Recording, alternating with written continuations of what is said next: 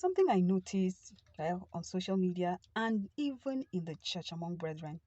You hear someone saying things like, when you're there for me, I'll be there for you. When you're not there for me, I'll not be there for you. No, when you're not there for me, when you were not there for me when I was struggling, don't expect me to be there for you. I don't have any business with you now that God has smiled on me. Now, Jesus said in Matthew chapter 5, verse 46, that if you love only those who love you, what reward do you get? It tells me that there is no reward for only loving those who love you. And I also see in Job chapter 42, verse 11, I read it says, all his brothers and sisters and everyone who had known him before came and ate with him in his house. They comforted and consoled him over all the trouble the Lord had brought upon him, and each gave him a piece of silver and gold ring. Now the question is, where were these people all the while? Why did I only know of Eliphaz, Bildad, and Zophar?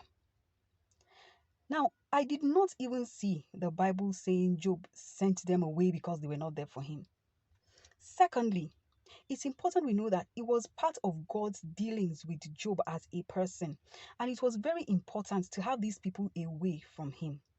Sometimes God puts us through certain storms, certain things, and he wants these people that were supposed to be our friends and family to just be away until he's done with us. And he somehow lays it in their hearts.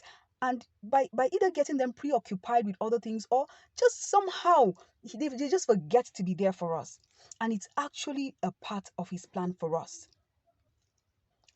And when he's done, when his work in our lives is done, he causes such people to somehow remember us and celebrate our victories.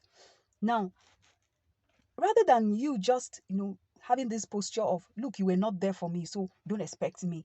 How about you thinking if it was God's dealings, God's pruning, God's refining, God's making of something better in your life, that he really needed such people to actually be out of the way, rather than pushing all who were not there for you. The truth is that there are some things you will never learn until God takes some people out of your life. And that's not because they are bad or because they are evil or because they deliberately chose not to be there for you. Even if they are bad, as in the case of Joseph, we see Joseph seeing God in his situation. In Genesis chapter 45, verse 8, Joseph said, it was not you who sent me here, but God. And in chapter 50, I think verse 8, he also said, you intended to harm me, but God intended it for good, for the saving of many lives. So when we learn to see God in our situations, it makes it easier to love them regardless of what we go through. God give us understanding of his will for our lives.